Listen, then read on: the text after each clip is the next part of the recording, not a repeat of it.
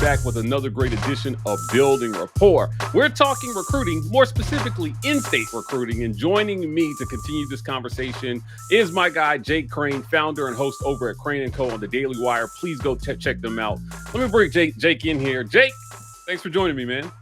Mike, what is up, brother? It's always a pleasure to join you. And 3 weekends from now, we're going to be watching college football. Fall camp started around most of the country. It's a great time of year, man. I'm ripping, roaring, and ready to go. Yeah, me too, man. Well, Hugh Freeze started his fall camp yesterday. He said he expects things to look sharp, but we'll see how that pans out. I want to talk about recruiting here. Hugh Freeze is killing it in state right now. There's a chance he could bat 10 for 10 on top 10 prospects in the state of Alabama. How is Hugh Freeze pulling this off right now? Well, Hugh Freeze, and this is something, Mike, me and you talked about when he got the job at Auburn. He's an unbelievably relentless recruiter as a head coach. Basically the opposite of what we just had with Brian Harsin, and that's how you have to be. You look at guys like Kirby Smart and Nick Saban, and I mean even guys like Brian Kelly, who may not be the most social, but they understand the importance of it and understand the head coach's role and how he's the captain that steers the ship. And if he's not all in and relentless in recruiting, then his staff's not going to be.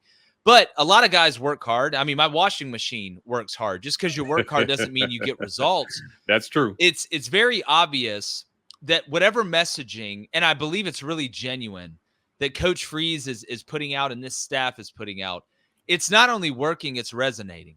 And it's not really just who Auburn is getting, because we've seen Auburn recruit really well at times. Auburn's a place where a lot of big-time players want to play. There's been a lot of proven success at a place like Auburn, but it's where Auburn is getting them from. I mean, I'm sure most people watching this show are Auburn fans and grew up probably rooting for Auburn, or maybe you just became an Auburn fan. But if not, it is very abnormal for Auburn to win the state of Alabama, let alone be winning it in this fashion and where they're winning it. Mobile is an Alabama stronghold. Birmingham is an Alabama stronghold. There's more Alabama fans in this state than Auburn fans. That's just how it is. That's probably how it's always going to be. But watching Auburn go get guys like Perry Thompson last year, flipping them from Alabama, from Foley High School, where Julio went. You look at what they're doing right now in Mobile, and look at what they're doing in Birmingham. Auburn just hopes most times, most years, to go 50-50 with Alabama in Birmingham, another Alabama stronghold. Auburn is dominating Birmingham right now, but they're dominating the state from the top to the bottom. Now, Alabama's recruiting really well. I mean, two things can be true at once. They got like the number 2 overall recruiting class, but Auburn is winning in places where we haven't won against people that we haven't beaten, like Alabama and like Georgia, in a long time. But to me, Mike, the thing that is the most exciting, and I love getting wide receivers. That's great. And DBs, that's awesome. But we're getting offensive linemen and defensive linemen that these other top programs want. And the quickest way to bridge the gap between the Alabamas and the Georgias and the Ohio States and the Oregons and the Michigans is up front. So where we're winning them is incredible. The position groups that we're winning are incredible. And the teams that we're beating right now without having any on-the-field success. We got absolutely drugged by New Mexico State, then looked awful in the bowl game. And Hugh Freeze and them are still getting these big-time guys and dominating the state. So the last, and I know this is long-winded, but it needs to be said, the last recipe in the ingredient, or excuse me, the last ingredient in the recipe for Auburn to start operating at full tilt, at full efficiency, and really get to a point where they can be back is proving it on the field. You have the facilities. You have the resources. You have the NIL. All of Auburn is aligned. The players, the coaches, the donors, the fans, the administration, everybody's aligned. Go out there and go 8-4 this year and watch what happens. It'll go to the moon. So, again, I'm excited. Every Auburn fan should be excited. For everybody that believed in Hugh Freeze when he got the job, you should be excited and feel vindicated to a point. But Auburn's got to go out there and do it on the field, and I know Coach Freeze and them know that. Jake, what do you say to Alabama fans that say, we don't care where the recruits are coming from as long as our classes are continued to be rated, in the top 5? Can they continue to lose recruits in the state at the rate that they lost them this year and maintain those highly ranked recruiting classes? Is that sustainable?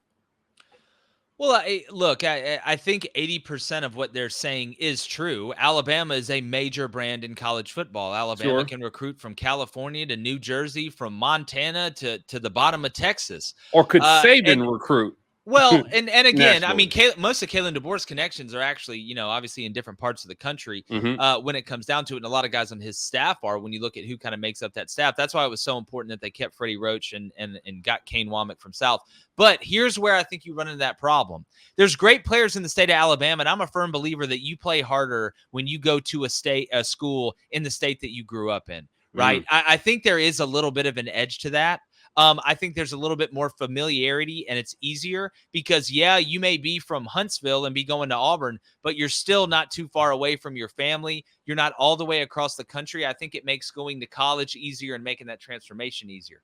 Here's the two problems where if I was an Alabama fan, I would be a little bit nervous about what's going on in state. It's going to take a while. If Alabama does falter or crater a little bit, it's going to take multiple mediocre seasons for them to maybe drop back down to a little bit closer to the reality of where everybody else is. If you're not winning in state and all of a sudden it starts to go down and that brand drops a little bit, it's not going to be as easy to go nationally recruit. It's a lot easier to recruit in your backyard than it is to drive 3 states over and go recruit. The second problem with that is, if you're Kalen Deboer, what kind of message does this send your first true recruiting cycle at Alabama if you get swept in the state? So what happens? And again, I'll continue to say, Mike, I think his tenure is going to be defined by the level of freak out when something goes wrong. And this Yeah. is attached to it. And let me explain how.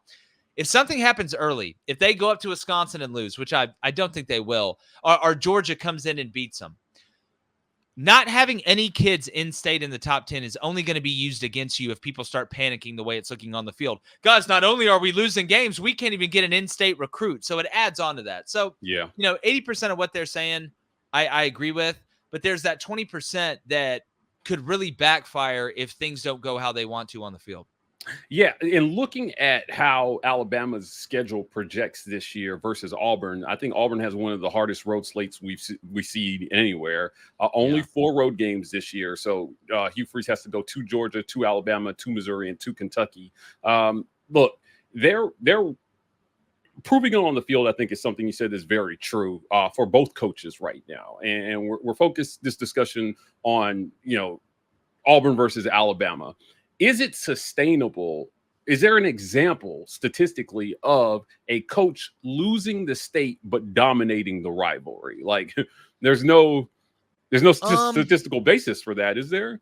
Well, I think it obviously depends on what state you're in, right? Like if you're in a state that doesn't produce a bunch of talent and your rival's like a state over or a couple states over and you're having to recruit outside of where you're at, like Tennessee just couldn't in-state recruit and be able to beat Alabama and Georgia and Florida. Arkansas just can't in-state recruit and go beat everybody. South Carolina maybe clears that bar a little bit, but I think it depends on where you're at. Now, if you're asking me if that is a smart game plan, I will obviously think having the best of both worlds is what you want, right? You kind of like LSU. LSU dominates their in-state recruiting because there's nobody else to go against. So they're going to get all the good players from Louisiana, but then they're a national brand that can go outside and get players from anywhere in the country when it comes down to it. So if I was an Alabama fan, I would want, just like if I'm, being an Auburn fan, I would want half of our best stuff to be in state and getting the guys we want in state, maybe not getting everybody, but getting most of the top guys or even splitting even,